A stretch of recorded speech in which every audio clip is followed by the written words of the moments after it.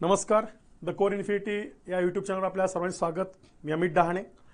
आज 25 डिसेंबर आहे आणि 25 डिसेंबर हा दिवस आपण राष्ट्रीय सुशासन दिवस म्हणून साजरा करतो, ज्याला आपण गुड गव्हर्नन्स डे असं म्हणतो, नॅशनल गुड गव्हर्नन्स डे. आणि हा आपण का साजरा करतो तर या दिवशी माननीय माजी पंतप्रधान भारतरत्न अटल बिहारी वाजपेयी यांचा जन्मदिवस आहे आणि यांचा जन्मदिवस आम्ही गुड गव्हर्नन्स डे म्हणून काय करतोय, साजरा करतो. त्यावेळेस आम्ही एक अशी आमच्याकडनं एक सरकार म्हणून, सरकारांचं असं म्हणणं आहे की सरकार म्हणून सरकारची एक हमी आहे लोकांपर्यंत येण्याची, की आमचं जे शासन आहे नीट आहे, लोकांसाठीचं शासन आहे, लोकांसाठी काम करण्यासाठी सगळ्या गोष्टी लोकांच्या ओरिएंटेशननी आम्ही तयार केलेल्या आहे आणि त्याची एक जाणीव वर्षभरातली व्हावी की लोकांसाठी असणार आहे शासन, म्हणून सुशासन, त्याला गुड गव्हर्नन्स डे म्हणून काय केलं, सरकारने जाहीर केलंय. मग याविषयी थोडीशी माहिती आपण जाणून घेऊया.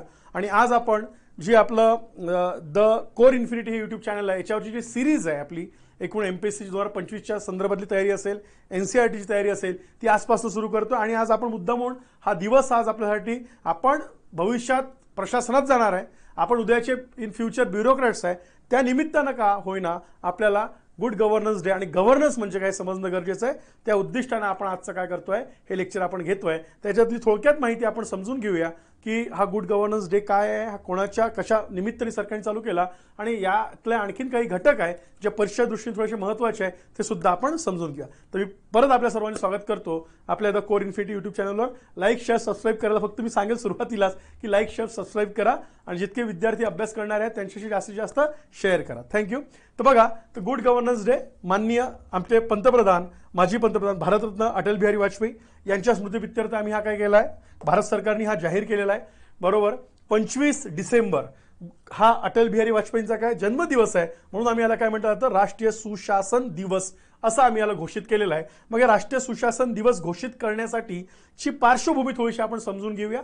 आणि हे आमचे आत्ताच सध्याचे असणारे माननीय पंतप्रधान जे आहेत नरेंद्र मोदी यांनी 2014 मध्येच जेव्हा त्यांची टर्म सुरू झाली तेव्हाच त्यांनी आमच्या अटल बिहारी वाजपेयींच्या कामाच्या प्रित्यर्थ आपण काय करूया की ही घोषणा करूया असं म्हणून त्यांनी तेव्हा जाहीर केलं होतं, हे सुद्धा लक्षात घ्यायचंय. आणि म्हणून हा दिवस पडला होता. हा बघा, हे government department of communication and information technology याच्या वेबसाईटवर असणारी ही जी माहिती आहे त्याच्यामध्ये त्यांनी सांगितलेलं आहे की अकाउंटेबिलिटी, प्रशासन आणि सुशासन ज्याला आपण म्हणतो, याच्यामध्ये अकाउंटेबिलिटी, त्यानंतर रिस्पॉन्सिव्ह, त्यानंतर कोलॅबरेटिव्ह आणि त्यानंतर ट्रान्सपरंट असे 4 प्रमुख घटक जे शासनाने जेव्हा लोकांसाठी काम करायचं आहे त्यावेळेस शासनामध्ये याचा समावेश असणं, शासनाच्या कामात याचा समावेश असणं काय गरजेचं आहे, त्याच्यासाठी या गोष्टी काय केल्या जातोय, आपण फॉलो केलं जातोय. मग थोडीशी माहिती आपण बघूया की दरवर्षी आम्ही 25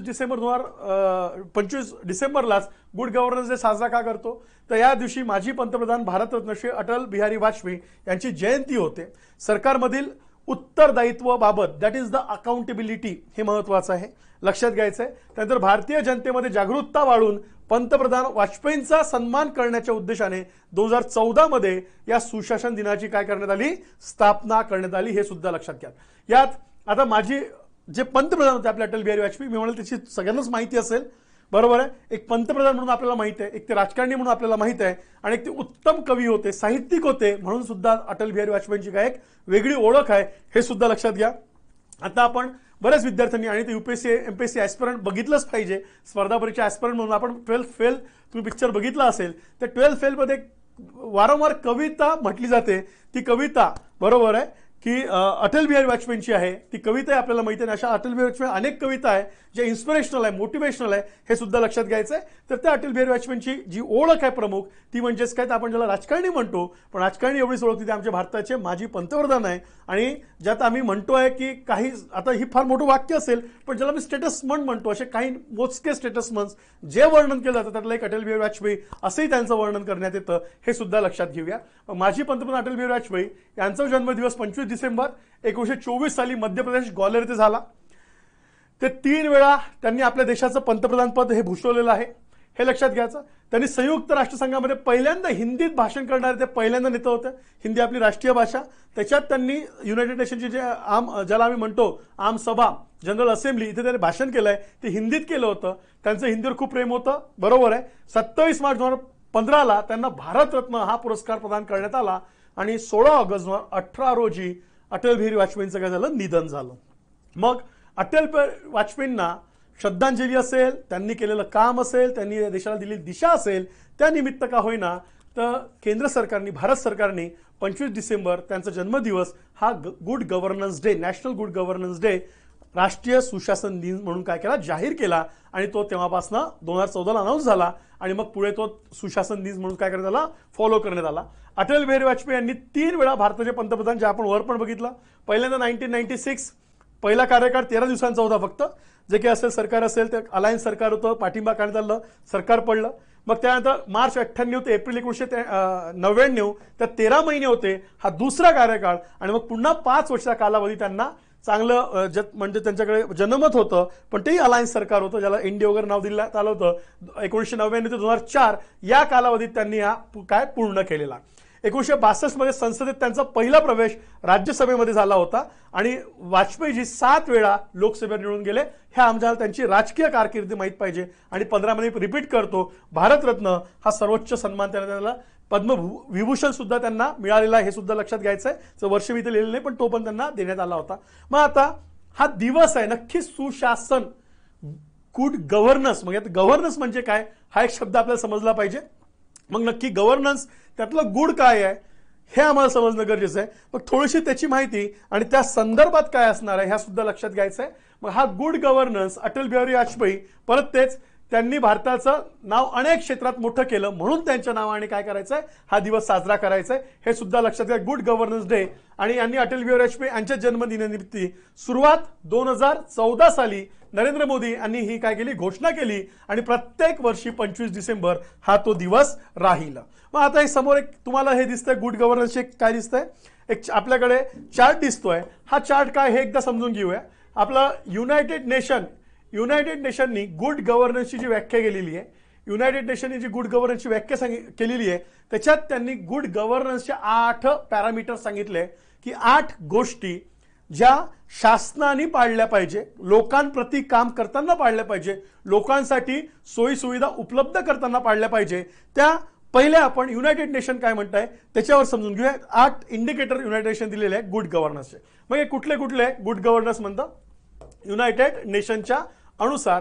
त्यात एक पार्टिसिपेशन म्हणजे काय, भागीदारी. कोणाची, ही लोकांची आणि शासनाची दोघांच्या भागीदारीबद्दल बोलतोय, ज्याला आम्ही पार्टिसिपेशन म्हणतो. मी मराठीत पण दाखवतो याच्यात तुम्हाला. त्यानंतर रिस्पॉन्सिव्हनेस, ज्याला आम्ही काय म्हणतोय, रिस्पॉन्सिव्हनेसलाच काय म्हणतोय की उत्तरदायित्व. त्याचं रिस्पॉन्सिबिलिटी कोणाची आहे किंवा जबाबदारी, ही जबाबदारी कोणाची आहे. नक्की आम्हाला चांगला रस्ता पाहिजे होता, आम्हाला चांगले काय पाहिजे होतं, आरोग्याच्या सुविधा पाहिजे होते, ही जबाबदारी कायची आहे. तर आम्ही डीपीएसपी आमच्या घटनेत आहे, डीपीएसपी घटनेत म्हणजे आम्ही वेलफेअर स्टेट म्हणतोय आणि मग ही शासनाची जबाबदारी आहे, हे लक्षात घ्यायचंय असं आम्ही म्हणूया. पण एका साईडला आम्हाला तेवढेच जेवढं आम्हाला मूलभूत कर्तव्य आहे, आम्हाला नागरिकांचे काय दिले आहे, मूलभूत ज्याचा आम्ही अधिकार आहे, मूलभूत कर्तव्य सुद्धा आहे नागरिकांचे, पण देशाप्रती, स्टेट प्रती कर्तव्य हे लक्षात घ्या. आणि म्हणून हे दोघांचंही आहे असं आपण म्हणूया. त्यानंतर इक्विटी अँड इन्क्लुसिव्हनेस. इक्विटी म्हणजे आम्ही त्याला समता म्हणतोय, बरोबर आहे. आणि न्याय असं ते सुद्धा त्याला आपण म्हणूया. न्याय आणि समता प्रस्थापित होणे हा सुद्धा याच्या मागचा काय असला पाहिजे, शासनाचा एक उद्देश असला पाहिजे. हा पण समजा. रूल ऑफ लॉ, कायद्याचं राज्य, बट ऑब्वियस हे कायद्याचं राज्य पाहिजे, त्याच्यासमोर सर्व समान असायला हवे, मोठा लहान जातपात असं नको, ते राज्य कायद्याचं हवं, ते राज्य घटनेचं हवं, जे आपल्या भारतात सुद्धा आहे त्याला आम्ही म्हणतो. असे सुद्धा काय केलं युनायटेड नेशनने हा घटक दिलाय. देन तिचं ट्रान्सपरन्सी, पारदर्शकता पाहिजे. पारदर्शकता आणण्यासाठी आपण राईट टू इन्फॉर्मेशन, सेवा हमी कायदा, महाराष्ट्र सेवा हमी कायदा 2015 असेल, राईट टू इन्फॉर्मेशन ऍक्ट 2005 असेल, कशासाठी आहे, बरोबर ना. आम्हाला जर शासनाची काही माहिती पाहिजे असेल, शासन आमच्यासाठी किती काम पैसा, फॉर एक्झाम्पल आम्ही जर विचारलं की आज महाराष्ट्राला किती टॅक्स मिळालेला आहे, केंद्र सरकारला किती टॅक्स मिळाला, आम्ही आरटीआय करू शकतो. या टॅक्सचा पैसा कुठल्या कामासाठी किती खर्च केला जातो, आरटीआय मार्फत डिजिटल ट्रान्सपरन्सी. सेवा हमी कायदा असेल की आम्ही दिलेला, आम्ही एखादा अर्ज केला, हा अर्ज किती दिवसात आम्हाला काम निकाली निघाला पाहिजे, 30 दिवसात निघाला पाहिजे, बिकॉज इट्स अ ट्रान्सपरन्सी, पारदर्शकता पाहिजे.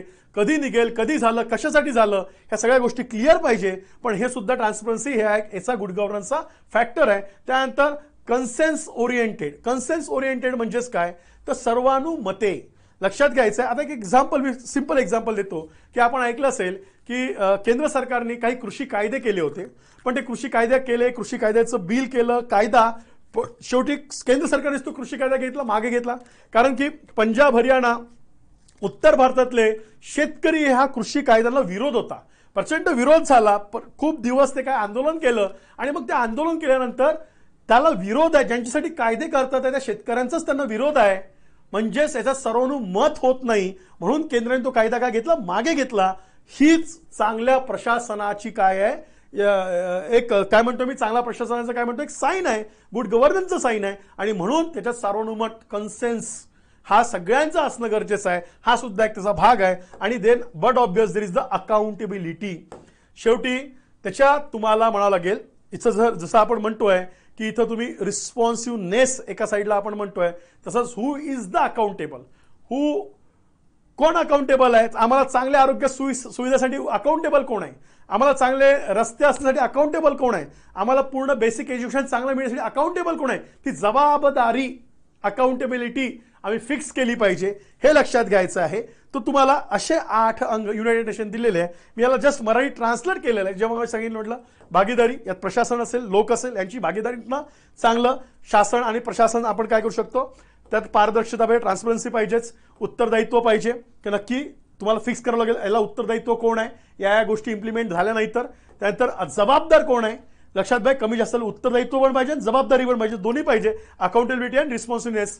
त्यानंतर कायद्याचे राज्य, कायद्यासमोर सर्व समान पाहिजे, न्याय आणि समता ही असलीच पाहिजे, प्रभावी आणि कार्यक्षम शासन पाहिजे, जे काय ऍडमिनिस्ट्रेशन आहे हे न्याय देणारं कार्यक्षम असलं पाहिजे, प्रभावी असलं पाहिजे, आणि त्या सर्वानुमती. बघा, हे सुशासन 8 लक्षणं कोणी केलेलं आहे, संयुक्त राष्ट्रांनी वर्णन केलेलं आहे, हा सुद्धा पॉईंट इथे लक्षात ठेवायचा आहे. मग मी थोडंसं इथं माझ्यासमोर आहेच लक्ष्मीकांतचं, जे आम्ही राज्यसेवेसाठी मेन्ससाठी जो आमचा राज्यसेवा मेन्सचा सध्या ओल्ड पॅटर्न मधला, ऑब्जेक्टिव्ह पॅटर्न मधला जो सेकंड पेपर आहे GS2, त्याच्यामध्ये 30 ते 35 किंवा 25 ते 30 प्रश्नांसाठी का होईना आम्ही या लक्ष्मीकांत मधलं, ज्याला आम्ही लक्ष्मीकांतचं पुस्तक टायटल गव्हर्नन्स इन इंडिया, यातला आम्हाला ऍक्च्युअली अभ्यासावंच लागतं, UPSCला सुद्धा अभ्यासावं लागतं, आणि इथं सुद्धा UPSC मध्ये सुद्धा सेम GS, जिथं पॉलिटी IR येतं तिथं हा भाग येतं, गव्हर्नन्स इन इंडिया. आणि गव्हर्नन्स म्हणजे काय हे समजणं गरजेचं आहे. तर याच्याच अनुषंगाने काही इथे मांडणी मी केलेली आहे, बरोबर, थोडक्यात समजावी म्हणून. बाकी तुम्हाला लक्ष्मीकांत माहित असेल,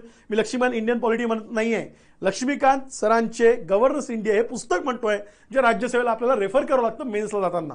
मग बघा, गव्हर्नन्स मीन्स, खूप सोपी व्याख्या आहे, the process of decision making and the process by which decisions are being implemented. एक अशी प्रक्रिया, बरोबर आहे, ज्यात काय करायचं, तुम्हाला एक निर्णय घ्यायचा आहे, आणि तो घेतलेला निर्णय कोणासाठी घ्यायचा आहे, लोकांसाठी घ्यायचा आहे, कल्याणकारी राज्यासाठी निर्णय घ्यायचा आहे, आणि घेतलेल्या निर्णयाचं तुम्ही इम्प्लिमेंटेशन, एक्झिक्युशन कसं करता, ह्या ज्या व्यवस्था, ही जी प्रोसेस आहे, that process mean the good governance. मग त्यात फॅसिलिटी आल्या, सगळ्या प्रकारच्या सोयी सुविधा आलेल्या, हे पण लक्षात घ्यायचं आहे. मग बट ऑब्वियस सरकार या संकल्पनेत मुख्यतः, त्यात सरकार येतं, शासन येतं, त्याच्यात शासन व्यवस्थेची संरचना, नियम आणि राज्य यांचे मध्यवर्ती स्थान आहे. बट ऑब्वियस तिथं स्टेट लागणार आहे. विदाऊट स्टेट, विदाऊट गव्हर्नमेंट ते करणार कोण, डिसिजन घेणार कोण आणि इम्प्लिमेंट करणार कोण, ती प्रोसेस कंटिन्यू होणार नाही. फक्त ते लोक आहे, पण लोकांसाठी हे करतं कोण, शेवटी आपण निवडून दिलेलं लोकप्रतिनिधी, आपण निवडून दिलेलं कायदे मंडळ, तेच कायदे करणार, अंमलबजावणी करण्यासाठी असणार, ज्याला मी स्टील फ्रेम म्हणतो, ते प्रशासन. मग ह्या दोघांमधली ह्या गोष्टी हे पण इथे लक्षात घ्यायचं आहे. त्यानंतर समाजासाठी काय करू शकते, या अंगाने सरकार ही यंत्रणा कार्य करत असते. तर शासन व्यवहार या संकल्पनेत समाजाला केंद्रस्थानी, बरोबर, society should be the centre ठेवण्यात आले आहे. समाजातील विविध घटक शासन संरचना कसा उपयोग करतात आणि त्यातून समाजाला जास्तीत जास्त लाभ कसा मिळवता येईल, याचा गव्हर्नन्स या संकल्पनेत विचार केलेला आहे, गव्हर्नन्स. आणि त्यात मग गुड म्हणजे काय, तर इट्स अ फॅसिलिटेड, जे 8 अंग सांगितले त्या अंगाने तुम्ही हे करावं लागेल, बरोबर आहे. मग परत गव्हर्नन्स या संकल्पनेत उत्तरदायित्व, जे आपण म्हटलं होतं की तिथं काय आलं पाहिजे तुमचं, तर रिस्पॉन्सिबिलिटी आला पाहिजे, प्रतिसादात्मकता, रिस्पॉन्सिबिलिटी किंवा अकाउंटेबिलिटी आली पाहिजे, ट्रान्सपरन्सी आली पाहिजे, स्टॅबिलिटी पाहिजे, कायद्याचं अधिराज्य पाहिजे, हे लक्षात घ्यायचं, समता आणि सर्वसमावेशकता, इन्क्लुझिव्हनेस, मगाशी जो वाक्य फक्त मराठीत केलेलं आहे, प्रत्यक्षात उतरण्यासाठीची प्रक्रिया म्हणजे गव्हर्नन्स. आणि हे शासनाकडनं सुद्धा अपेक्षित आहे, आणि याच्यामध्ये लोकांचा सुद्धा सहभाग अपेक्षित आहे. लोकांसाठी शेवटी सेंटर कोण आहे, सोसायटी आहे, समाजच त्याचा काय केंद्रस्थानी आहे, हे लक्षात घ्यायचं आहे. आणि मूल्य, तत्व आणि व्यवस्थेचे नियम यांचे देखील अंतर्भाव होतो. जी कन्सेप्च्युअल आहे, थेरॉटिकल थोडं कन्सेप्च्युअल आहे, पण हे सुद्धा इथं लक्षात घ्या सक्रिय भाग अंतर्भूत आहे. ओके. आणि त्याच्यानंतर यात स्वयंसेवी संस्था, नागरी समाज, संशोधन संस्था, वित्तीय संस्था, शैक्षणिक संस्था, बहुराष्ट्रीय कंपन्या, माध्यमे ज्याला आम्ही मीडिया म्हणतो, सरकारी संस्था, या सर्वांचाच समावेश होतो. बिकॉज हे final goal is the welfare of society.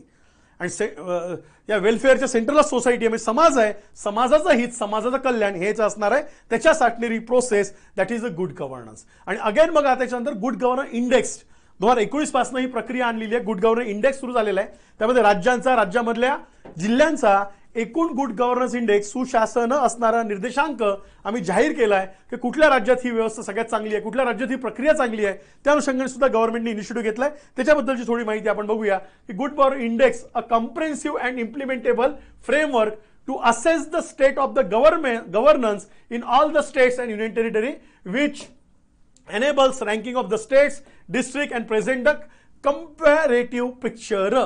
की कुठल्या लेवलला आहे, किती चांगल्या प्रकारे तिथं सरकार, प्रशासन, लोक, अशामुळे लोकांना सोयी सुविधा चांगल्या प्रकारे मिळतात, चांगलं इम्प्लिमेंटेशन होतं. जे काही डिसिजन मेकिंग चा भाग आहे ते डिसिजन घेतलेले ते लोकांपर्यंत पोहोचवले जातात, चांगल्या प्रकारे पोहोचवले जातात. त्याचा जास्तीत जास्त लोकांना फायदा, समाजाला फायदा कसा होतो याच्यासाठी हा इंडेक्स तयार केला आहे. Department of administration reforms and the public grievance हे जे केंद्र सरकारचं असणारं खातं आहे, government of India launch the good governance index, त्याला GGI म्हणतात, good governance index framework, and publish the ranking for the states and union territories.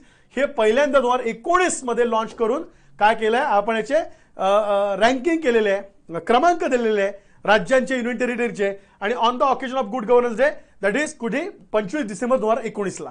मग आता लेटेस्ट किंवा लास्ट आपल्यापाशी कधीचा आहे तर 21 आणि 22चा, सध्या 20 आणि 21 असा आपल्याला केंद्राच्या वेबसाईटवर सध्या अवेलेबल असणारा गुड गव्हर्नन्स इंडेक्स दिसतो. Assessment of the state of governance. प्रत्येक राज्यांनी, ज्याला आम्ही सुशासन, प्रत्येक राज्याचं असणारं प्रशासन, आणि मग त्या प्रशासन खरंच सुशासनासारखं ती प्रोसेस होतं का हे चेक करण्यासाठी आपल्याला इथं मिळेल. फक्त मी जाता जाता परत एकदा सांगेल की good governance index comprehensive and implementable framework आहे, जे राज्य आणि केंद्र शासित प्रदेशाचं काय करतं, असेसमेंट, त्याला रँकिंग करून देतं.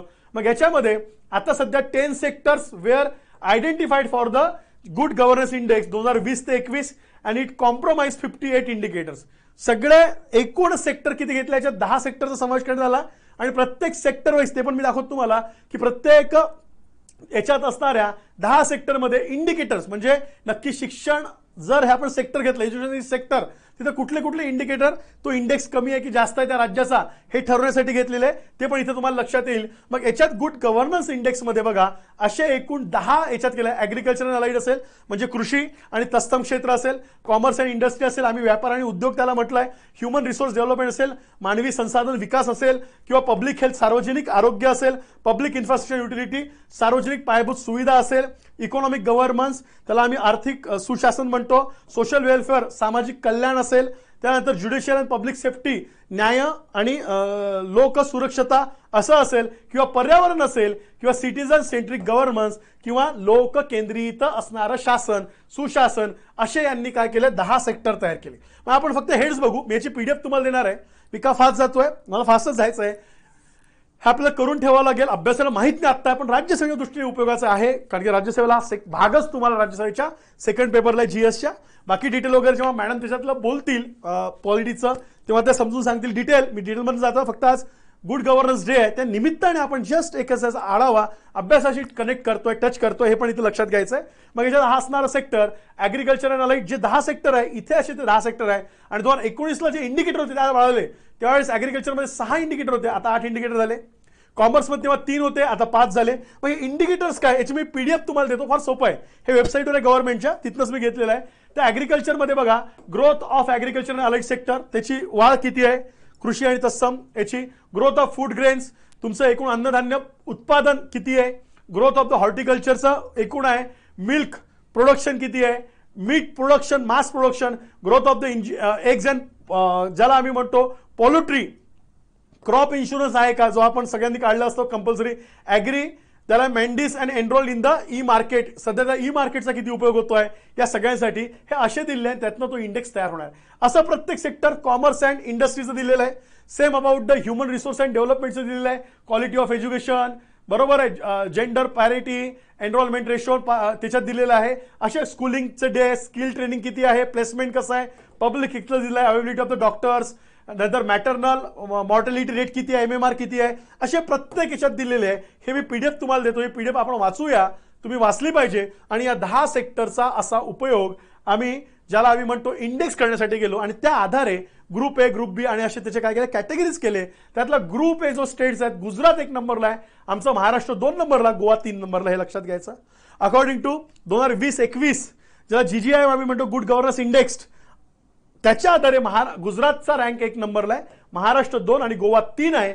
बी कॅटेगरी मधले जे स्टेट्स आहे त्याला याच्यातले बघा ते मागास राज्य असणार, त्यात मध्य प्रदेश 1 वर येतं, हे लक्षात घ्या. तिसरा सेक्शन केलेला आहे कुठले, नॉर्थ ईस्ट आणि हिली जे पर्वतीय क्षेत्र आहे, कारण की प्रत्येकाचा प्रादेशिक डेव्हलपमेंट्स वेगळे आहे, त्यामध्ये ABC अशा काही कॅटेगरी करण्यात आलेल्या आहे. याच्यामध्ये हिमाचल पर्वतीय प्रदेशांमधलं आणि जे युनियन टेरिटरीजमध्ये आहे दिल्ली 1 वर आहे, हे सुद्धा लक्षात घ्या. आणि मेजर आयडेंटिफाईड जे दिलेलं आहे कायचं मेजरमेंट कशा आहे त्याची पण माहिती थोडक्यात दिलेली आहे. सो अशा प्रकारे department of administrative reform and public grievance government of इंडियाचं हे 2019 पासून काय करतं, स्टार्ट करतं. 25 डिसेंबरला डिक्लेअर केला जातो. आपल्यापाशी लास्ट 2020 आणि 21चा आहे.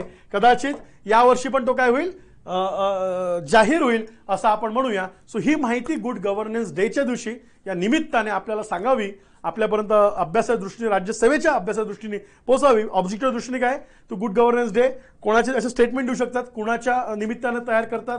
गुड गव्हर्नन्स डे म्हणजे आम्ही सेलिब्रेट करतो हे आम्हाला माहीत पाहिजे. आम्ही म्हणू शकतो की गुड गव्हर्नन्स डे हा माननीय दिग्वंत आमचे जे माजी पंतप्रधान अटल बिहारी वाजपेयी, बरोबर आहे, यांच्या जन्मदिनानिमित्त आहे. कधीपासून स्टार्ट केला, 2014 पासून अनाऊन्स केला, 15 पासून लागू झाला. याच्या GGI 2019 पासून तो केला आहे. आणि आता जो लास्ट रिपोर्ट आहे त्यात महाराष्ट्र आमचं 2 वर आहे. अशा काही बेसिक ऑब्जेक्टिव्ह फॅक्ट सुद्धा आम्हाला माहित पाहिजे. आणि एकूण याबद्दल ही माहिती आज आपण घेतली. मी अपेक्षा करतो की तुम्हाला गुड गव्हर्नन्स डे ज्याला आम्ही म्हणतो नॅशनल गुड गव्हर्नन्स डे हा का सेलिब्रेट केला जातो, असेच छोटे छोटे व्हिडिओमधनं, लेक्चरमधनं असे जे प्रमुख काही राष्ट्रीय, आंतरराष्ट्रीय किंवा राज्य स्तरावरचे काही अभ्यासाशी संबंधित असणाऱ्या काही घटक असतात, अशी आपण माहिती आता आपल्या या युट्यूब चॅनलवर नेहमी घेणारच आहेत आणि ती घेत राहू. मी अपेक्षा करतो की ही माहिती तुम्हाला अभ्यास दृष्टी सुद्धा उपयोगात येईल. आणि आपल्याला उद्या प्रशासनात जायचं आहे तर आपल्याला सुद्धा या दिवसाचं महत्त्व काय आहे हे माहिती पाहिजे. आणि नक्कीच तुम्हाला हे लेक्चर्स आवडलं असेल तर लाईक, शेअर, सबस्क्राईब करायला विसरू नको. फक्त मी जाता जाता आपल्याला पुढचे लेक्चर्स कुठले आहेत, काय आहेत, त्याला एकदा फक्त परत मी मागे पण सांगितलं होतं, आपण अनाऊन्स करूया. या आसपासून आपली लाईव्ह सिरीज असणार आहे. ही आज सिलेबस डिकोडिंग, डिस्क्रिप्टिव्ह दृष्टीने डिस्क्रिप्टिव्ह सिलेबस काय, त्यात मी क्वेश्चन पेपर पण दाखवणार आहे. कुठले क्वेश्चन पेपर आणणार तुम्ही ते बघा, मी कुठले दाखवतो त्याच्यात. मेन्सच्या दृष्टीने म्हणतो, ऑब्जेक्टिव्हचं बरेच सगळ्यांना माहितच आहे. त्यानंतर उद्या जे आहे ते बेसिक कसं पक्का करावं आणि त्यानंतर अभ्यासाची सुरुवात बेसिकची 2025 दृष्टीने करायची झाली तर ती कशी करावी असं एक लेक्चर असणार आहे. त्यानंतर आज संध्याकाळी परत 7 वाजता पदांची जबाबदारी, पदांचं आता पोस्टमध्ये खूप इंटरेस्ट हो, डेप्युटी कलेक्टर व्हायचं, DYSP नेमकं काम काय राहतं, पगार किती असतो, ट्रेनिंग कसं असतं, किती जबाबदाऱ्या असतात, खरंच चॅलेंजिंग सगळ्यांनाच वाटतं झालं पाहिजे, किती डायव्हर्सिफाईड काम असतं, हे सगळं आपण समजून घेऊया याच्यात. मग आज आपण उपजिल्हाधिकारी, उद्या DYSP, BDO आणि मग तहसीलदार असं रोज संध्याकाळी 7 वाजता ही सिरीज आहे, हे लक्षात घ्यायचं आहे. आणि त्याच्यानंतर आपली NCERTची स्पेशल सिरीज, आपली हे बेसिक 3 लेक्चर झाले की गुरुवारपासून NCERT पहिले जॉग्राफीचा असेल, मग राज्यव्यवस्था आणि इतिहास, याच्या कुठल्या NCERT महत्वाच्या आहे आणि NCERT Y NCERT is the base of the descriptive exam. जरी ते आपल्या MPSCची असली तरी NCERT हे का महत्वाचं हे समजून घ्यायसाठी आपण या लेक्चरमधनं माध्यमातून जाऊ. सो आय होप आजचं जो आपलं लेक्चर होतं 25 डिसेंबर गुड गव्हर्नन्स डे, उद्या आपण जाणारे प्रशासनातले अधिकारी आहेत, मी अपेक्षा करतो परीक्षा दृष्टीने सुद्धा आणि आपल्याला माहिती असावी या दृष्टीने सुद्धा काय असेल लेक्चर आपल्याला आवडलं असेल. काही डेटा थोडा मोठा झाला असेल या लेक्चरचा, पण मी PDF तुम्हाला काय करणार अवेलेबल होणार. फक्त लाईक, शेअर, सबस्क्राईब करायला विसरू नका आणि जर लेक्चर आवडलं असेल नक्कीच कमेंट पण करा. आपण थांबूया आणि आज संध्याकाळी 6 वाजता सिलेबस 2025चा लेखी परीक्षेचा कसा आहे या संदर्भात भेटूया. Thank you so much.